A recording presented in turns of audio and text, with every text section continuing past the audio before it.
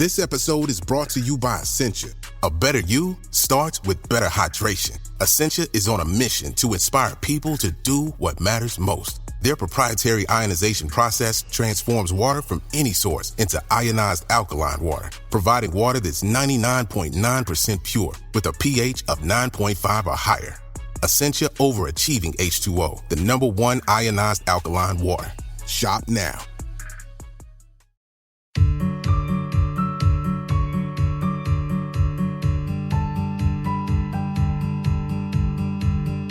Hello and welcome back to First Act, a podcast from Koshy's Business Builders. I'm Cess Busby. And I'm Adam Bubb. And each week we speak to Australia's biggest movers and shakers in business and life. What's your favourite First Act conversation so far, Adam? Oh, that is a difficult question. You're throwing me the curveballs right from the get-go. Look, I love them all for different reasons, but I probably laughed the most with the Roxy Jasenko interview and almost shed a tear or two with Jodie Fox's about the rise and demise of Shooters of Prey. But look, there's so many great stories, and I ask anyone just to have a listen. There's so many amazing insights and great conversations. Scroll your feed and catch up on any of our First Act conversations if you want to hear these candid, warts and all stories behind success. Now, today's guest is Jaimie Fuller. Jaimie's a man who's not afraid of controversy.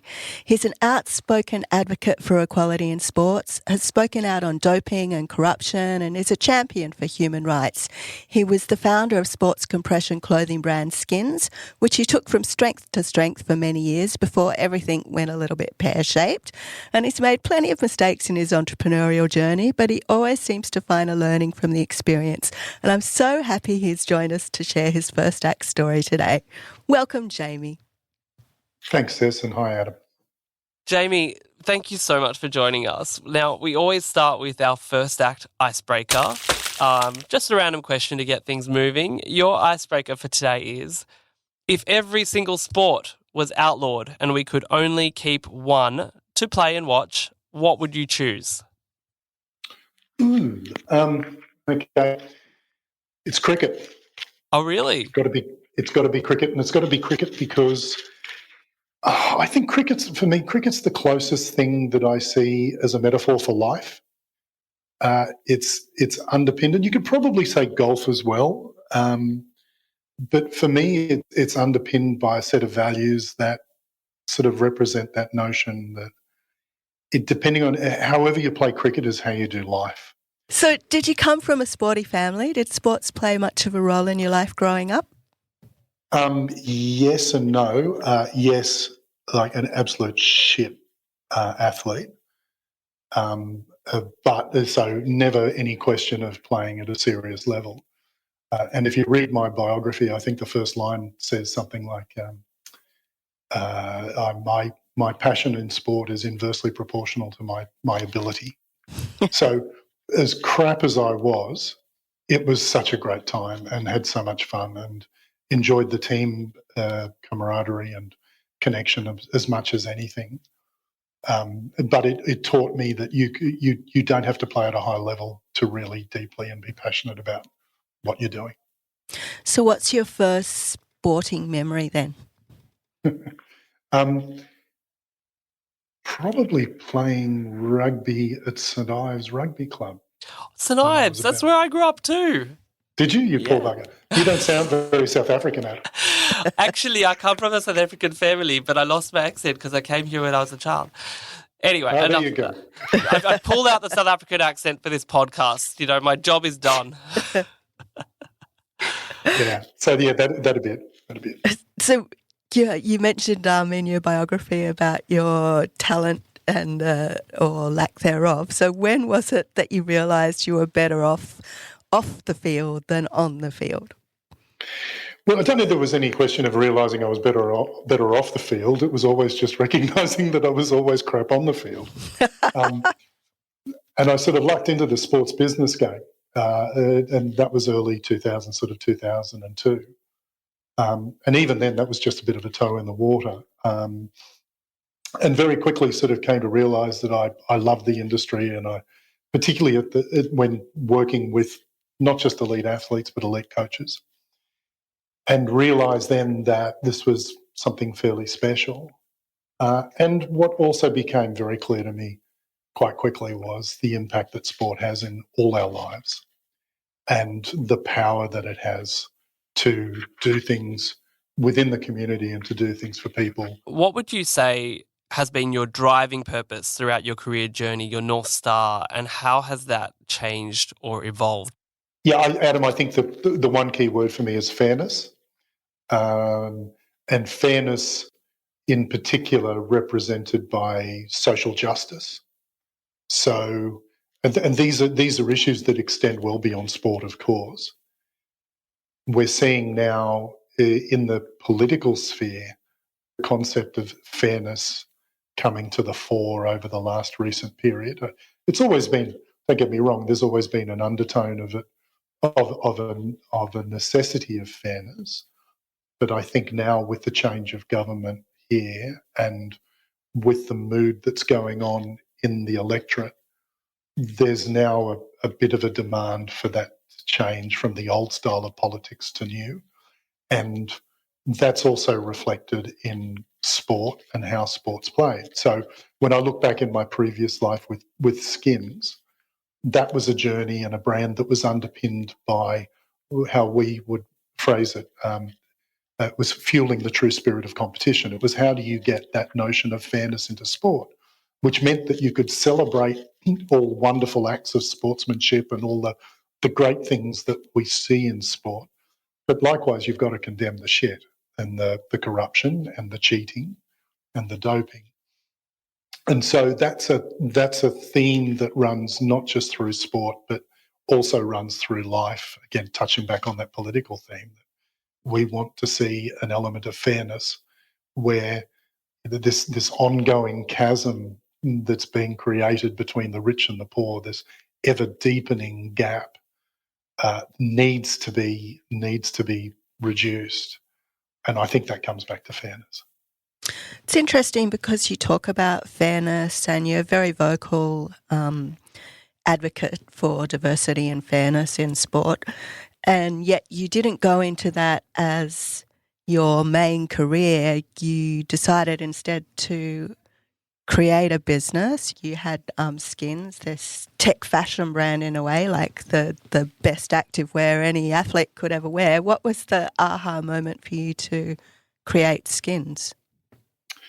I lucked into it. I was introduced to it, funnily enough, by a guy called Graham Arnold. And Arnie was involved with Skins. And Skins had launched in the middle of 2002 and was broke by the end of 2002. And I stepped in just before it was going into bankruptcy and put the money in to save the company and then explored where we could take it. And so that became a pretty wild ride. And I went into that business without any forethought and planning. I literally did that. I bought it in a 2-hour meeting. I had a 2-hour meeting with the original founder of the concept, and then walked out of the meeting and sat in the car. And I rang him from the car, sitting in his car park, and I said to him, let's cut the shit. You're evidently in trouble. How much do you need, and when do you need it by? And he told me how much he needed, and he needed it in 6 days. So I said to him, all right, I'll meet you in the lawyer's office in 3 and I'll give you a check. And that's literally what happened. So there was zero due diligence. But it was a gut call on my part that I saw something that sparked a lot of interest, and I saw a necessity to move quickly. So there was never any sense of when I did that was going to lead where we eventually went. I thought this can be a lot of fun, and there was something very special and something that could be capitalised on. And but I'd never been in the sports industry. B, I'd never been in textiles industry, and C, I'd never been in brand building either. I'd never been in a consumer brand. So I figured it would be a pretty wild learning ride along the way. So did that, and then had some pretty amazing successes with a huge pile of shit downfall at the end. I'm interested to know, in that moment, before you went into that meeting, where were you at in your career? Like, what had you done at that point that you kind of were going, okay, I need this new challenge, like what drove that? So I'd spent all my life, almost all my working life, in the printing industry, and it was an awful, appalling industry to be in. Manufacturing, and you are at the beck and call of anybody. It's genuinely a master-servant relationship as a manufacturer. And I was fortunate to have gotten out of manufacturing in '97 and then set up a print brokerage business where I wasn't manufacturing, I was just doing sales and making margin. And that actually was very successful, and I did really well.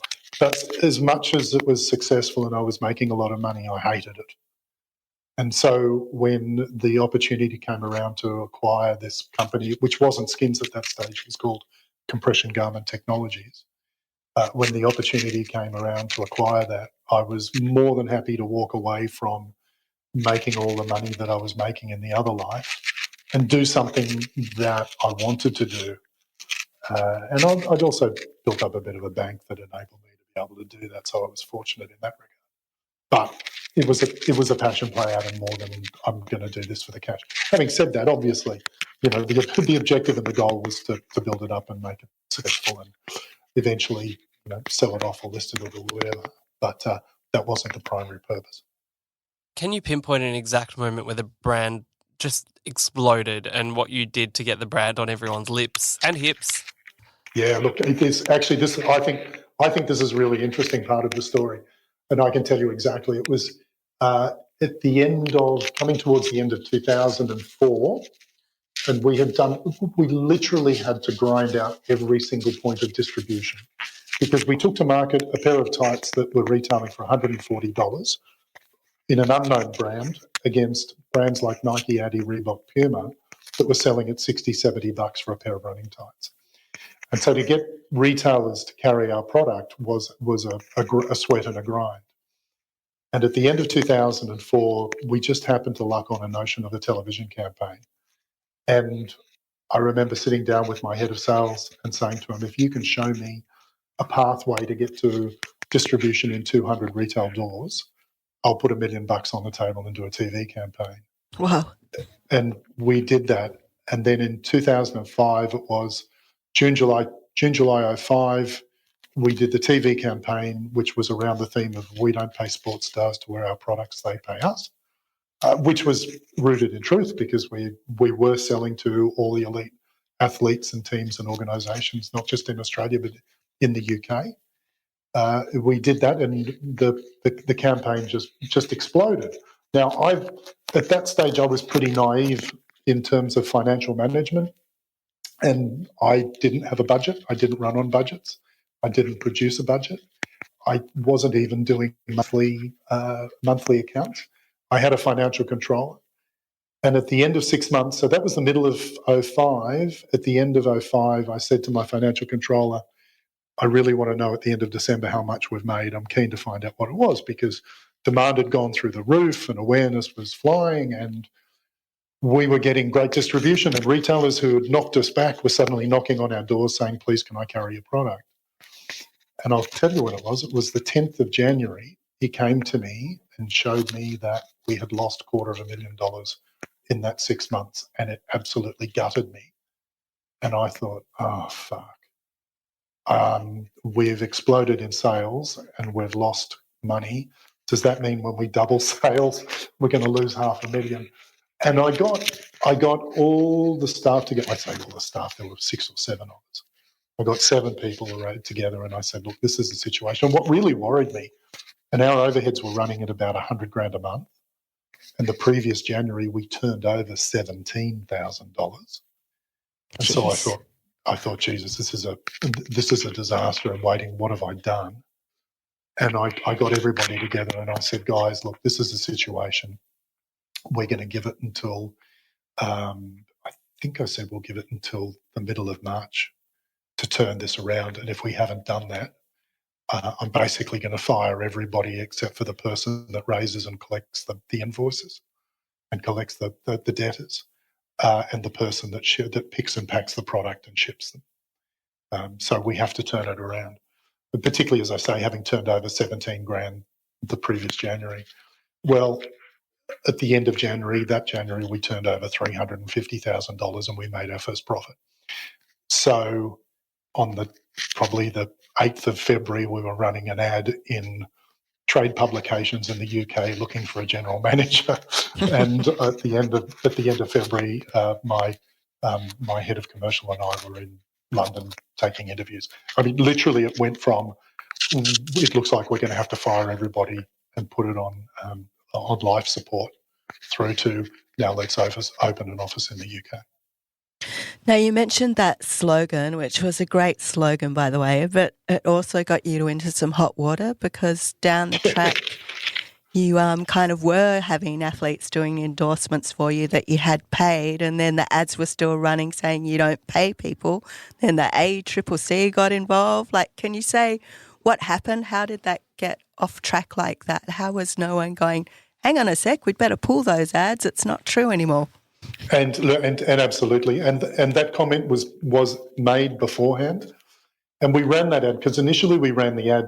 One of the channels we ran was on SBS during the Tour de France in 2005, and then as we were coming up to the Tour de France in 2006, and we had no intention of running it again, we got contacted by SBS saying they had some distressed ad space. Did we want to take it? And the question was raised: could we run it? Well, what we had done is we had converted a bunch of those sales relationships with clubs from cash sales to value in kind. So instead of a club paying us $30,000 in cash for product, we got $30,000 worth of marketing benefits.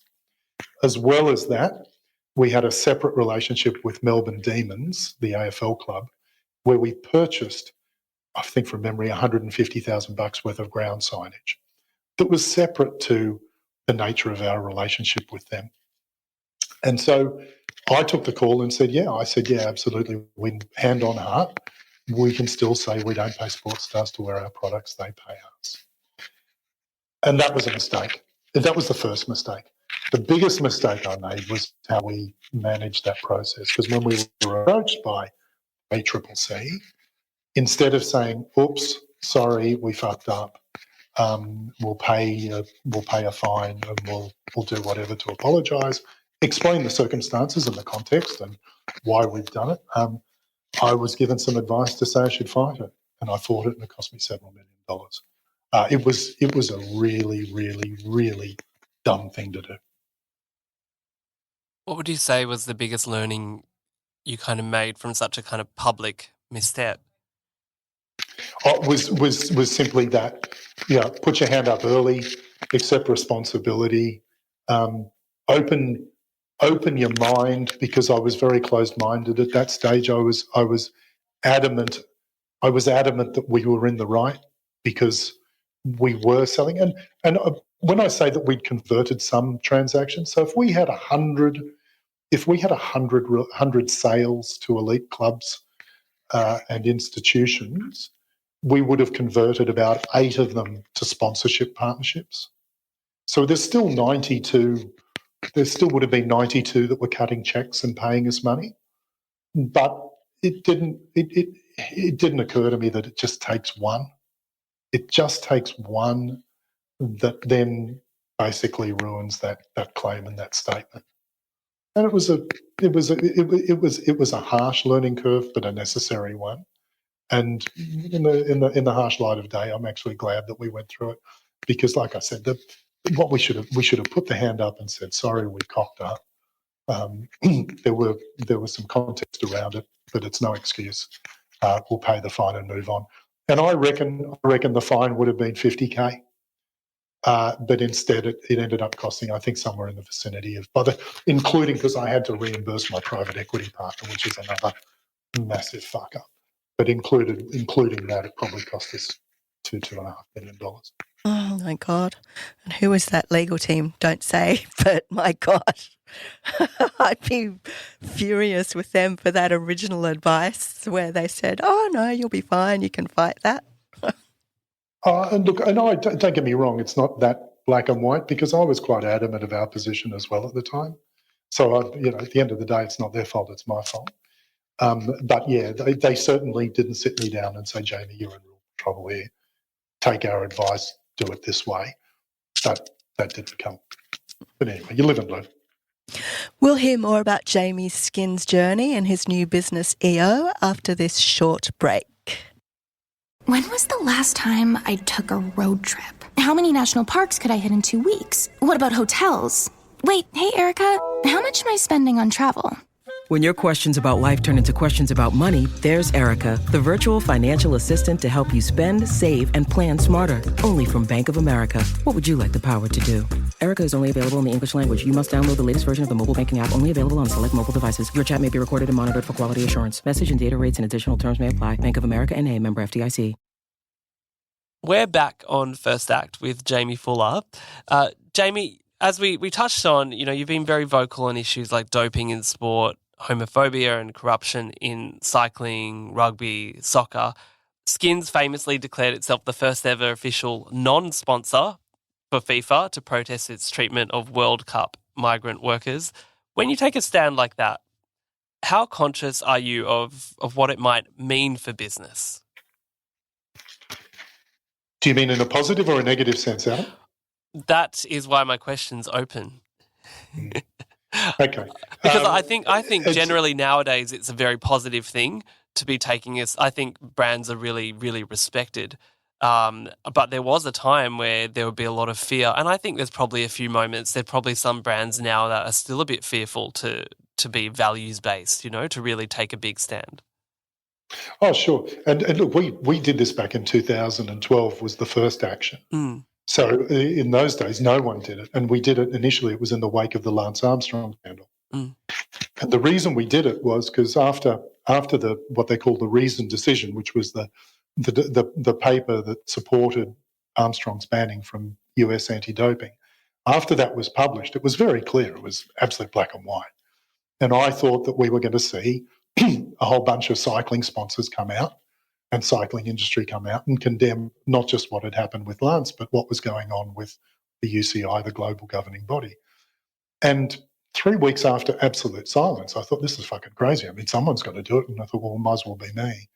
And so that was the first sort of brave step. And everything went from there. Now, through that journey, which was effectively using purpose as a marketing tool, it tied in beautifully with our principles of fueling the true spirit of competition. So that gave us a legitimacy, that gave us a right and a platform to either enter conversations or start conversations about issues that revolve around integrity in sport.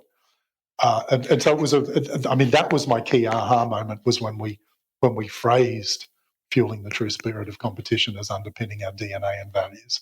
That was the real aha moment for the brand. But as we then progressed post-2012, and then we could move into other areas, not just in cycling, but in football and Olympics and doping and all that sort of shit. Basically, we got braver and braver. And so in 2015, when in the wake of the World Cup being awarded to Qatar in a massively corrupt fashion, I flew to Doha and was set up with a fixer.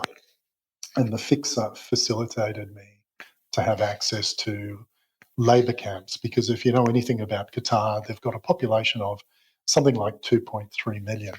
And of the 2.3 million, 150,000 are Qatari nationals. And the rest is migrant labour. So there's over 2 million migrant workers working under a system called kafala, which is slavery. It's indentured slavery. So when a worker goes there, they have their passport confiscated and they are tithed, they are bound to their employer. And they need their employer's permission to leave the country. I mean, it is slavery. And so I was able to get smuggled into labour camps and took hidden camera footage of the most appalling living conditions you could possibly imagine. Went back to London, and then we cut a short film called The Hypocrisy World Cup. And the purpose of that was to target the 8 sponsors of FIFA. Now, several of those sponsors were a waste of time. Gazprom, the big Russian gas giant, it's pointless going after them for issues of integrity. Adidas, most people don't know, Adidas as a brand is responsible for the culture of corruption in world sports governance. I won't bore you with it now, but it's it's absolute that that's the case. So Adidas have been tied to that for some time, and then there are a couple of Korean brands. But the big ones that we were going after were primarily Coke, Visa and McDonald's. And so we launched that film, and we launched it in London in a bipartisan launch with, and I had partnered with me, a lady called Sharon Burrow. Now, Sharon was head of the ACTU here in Australia, the trade union confederation here in Australia for many years, and now is head of the International Trade Union Confederation in Belgium. So she's probably the world's most influential union leader. And on the other side, I had a gentleman who's a member of Parliament for the Conservative Party in the United Kingdom, Damien Collins. And so we came at this with a bipartisan approach to say that corruption in sport is not on, World Cup corruption's not on, and constructing the World Cup in Qatar on the back of slavery is unacceptable for the crown jewel. And that led to finally getting Coca-Cola, Visa and McDonald's to come out and condemn FIFA, and not just condemn FIFA, but demand that Sepp Blatter resign.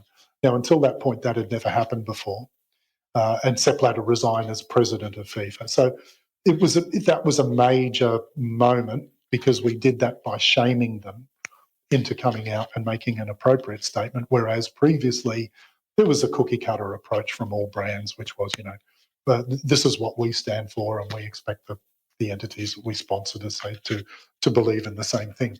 But in that case, we got them to come out and say, okay, that's it, mate, you got to go. Wow. It's so interesting, because even in that time from 2015 to 2022 now, ESG, environmental, social and governance, has become such a major thing in the corporate world, in big business. And it can, the value of a business hinges on a lot of these issues about how people are treated around the world, how businesses are dealing with environmental issues, and that, from what you were doing then, I've read online that the campaign generated more than 50 million in publicity for Skins. How do you measure that campaign success? Because you've got the social change that you've created and the kind of corporate behavioural change, but then also for your brand, how do you measure that success? Yeah, look, and I was very upfront all the way through this journey, and all the way each of those campaigns, when I was particularly confronted by journalists putting it to me that it was a cynical marketing exercise. My response was always the same, which is absolutely, this is part of our business strategy, and it's part of our brand strategy.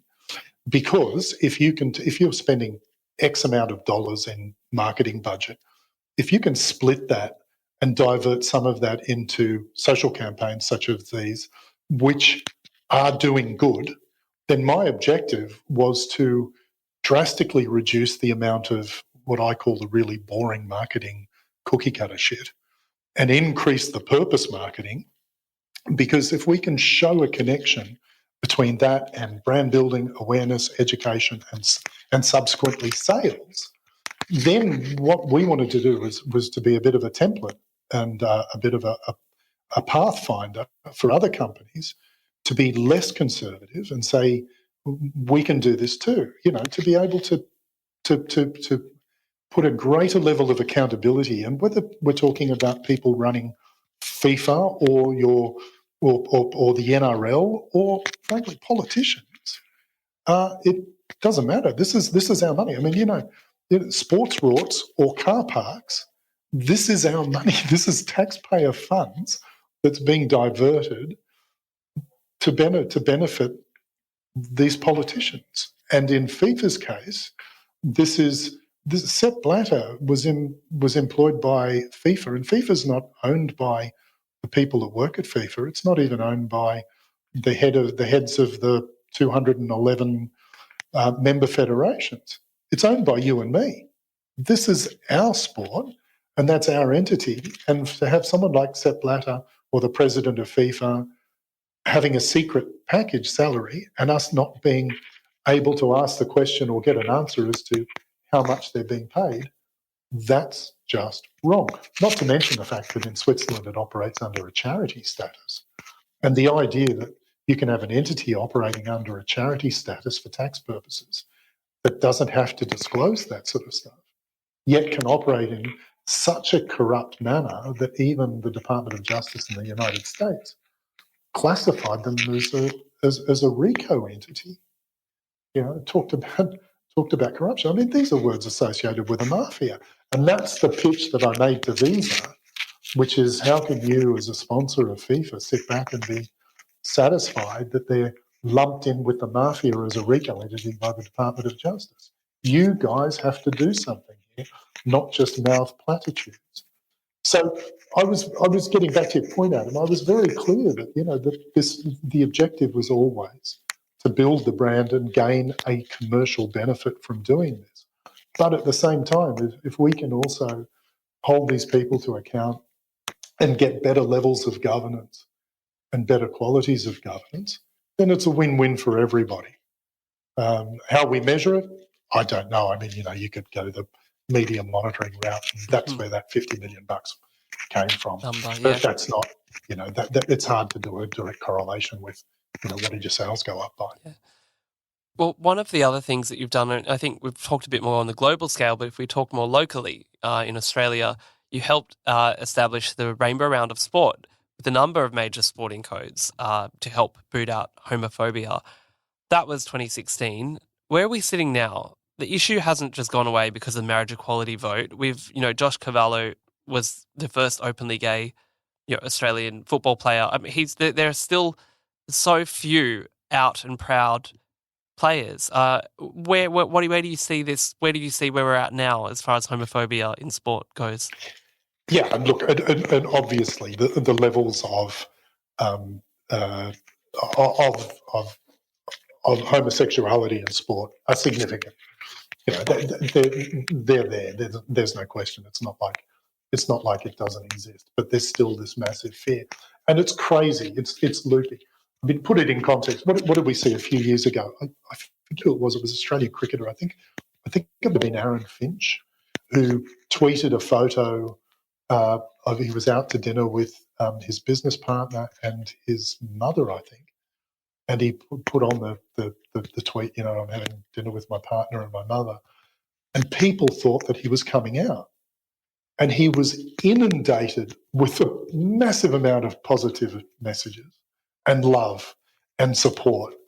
And he had to come out and say, look, I'm sorry, I'm not coming out. It's my business partner, not my life partner. But it was a really interesting test case to show that it's not like it was 10 years ago. And that I would love to think that, and you said with Josh Cavallo, and he got an enormous amount of love and support when he came out. And I would love to think that this is paving the way for it to happen more and more. But history shows us that primarily it happens after they retire. We saw Dame Kelly Holmes in London come out, the Olympic gold medalist. She's just come out well after she retired. Let's get back to something a bit more business focused, but probably also equally difficult discussion for you. Skins filing for bankruptcy in 2019. I mean, you'd spent 17 years at the helm of that business. It must have been absolutely heartbreaking to let go of your brand, and I just can't imagine that moment. Can you walk us through the events that led to your decision? Yeah, sure, absolutely. And it was truly gutting, no question. It all started in 2007, just prior to the GFC. I made a huge mistake. I did an awful, appalling deal with private equity at the end of 2007. It was December 2007. So it was right on the cusp of the GFC. And the deal I did gave them a guaranteed return, and a huge guaranteed return. And in 2012, I had to buy my private equity partners out, because if I didn't, they were going to usurp, they were going to take over the whole business. And the only way I could do that was to borrow a stinking great amount of money out of Japan. So I did that and bought them out and got back to 100% ownership of Skins. But what that did was that changed everything within the business. We went from being a dynamic entrepreneurial organisation focused on building brand and doing the right thing to cash. We've got all this debt, we've got to pay down debt. And that led us to do some very, very stupid things for short-term benefit, which killed the company in the long term, and it became a spiral. And probably, and I had moved to Switzerland in 2007 and set up the global operations there. And so in January 19, that led me to put the global operation into bankruptcy in Switzerland. And as horrible as that moment was, I can tell you the lead up to that, the probably 3 years before were just 3 years of hell, of going through that slow motion train wreck and trying everything to save it. But at the end of the day, the amount of debt we were carrying was just overawing, and it ended up where we ended up. Was there any kind of Hail Mary moment where you thought, actually, I'll be able to pull it all back together? Yeah, there were a couple of times when we were on the cusp of doing deals that it wasn't going to pull it back together for me, but it was potentially going to save the business. And I might add, when I did the deal in borrow the money out of Japan, that was also contingent on firing our Japanese distributor, who was sensational and amazing and had done a brilliant job. And the company that lent us the money, they took over the distribution rights, and that double fucked us. To put that in context, we were making a 50% margin out of our Japanese sales. The year before that happened, we had sold them $8 million worth of product, and so we made $4 million straight to the bottom line. Within 12 months of them taking over the distribution, that $8 million had dropped to 2, and it then dropped lower than that. So that pulled $3+ million, which at that stage I think was getting close to 5 Aussie. And that money was critical for making our repayments and funding the business. And so I had realised quickly that we were in trouble with our Japanese business and started to engage with some potential investors to look at bringing them on board and trying to save the business. And I realised then I wasn't not only keep ownership, but I wasn't going to keep control of the business and the company. But the problem is, says in this world, when they smell blood, and the moment they see you're in trouble, then it becomes self-fulfilling, and it ends up going down the gurgler. And it got to the point where the attitude became one of, we'll sit back and wait for you to go broke, and then we'll pick up the pieces. We think it's cheaper to do it that way. That's just heartbreaking. Yeah, but look, and I had left Switzerland. I moved out. So the business was based there, but I moved out of there in sort of a couple of years beforehand in 2017.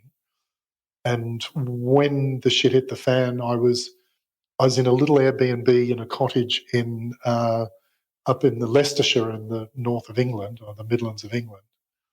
And if you'd asked me before what was going to happen, I knew I was going to go into a deep depression. I knew I was going to go through hell.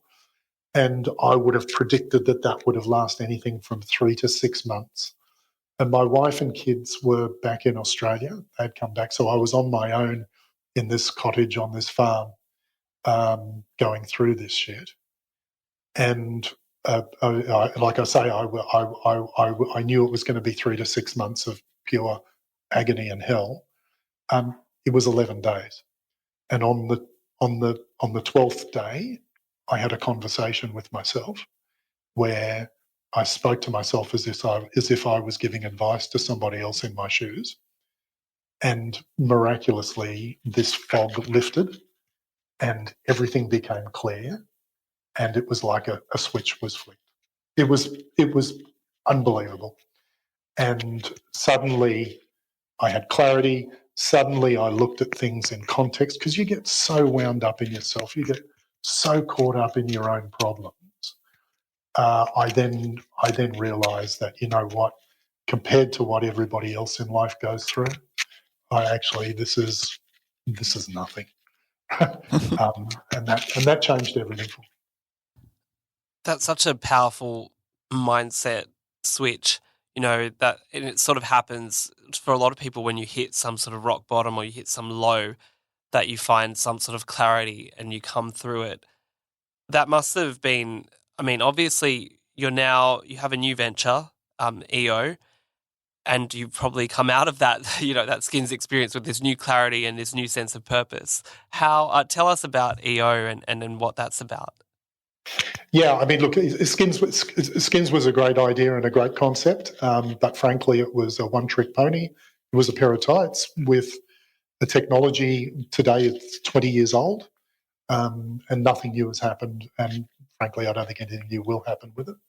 I came back after then 6 months. I had 6 months in UK and Europe, sort of winding shit up and going through all the nightmare that happens when you've got not just the global entity in Switzerland, but then you've got entities in 8 different countries. And at one point, I had 14 different lawyers working for me.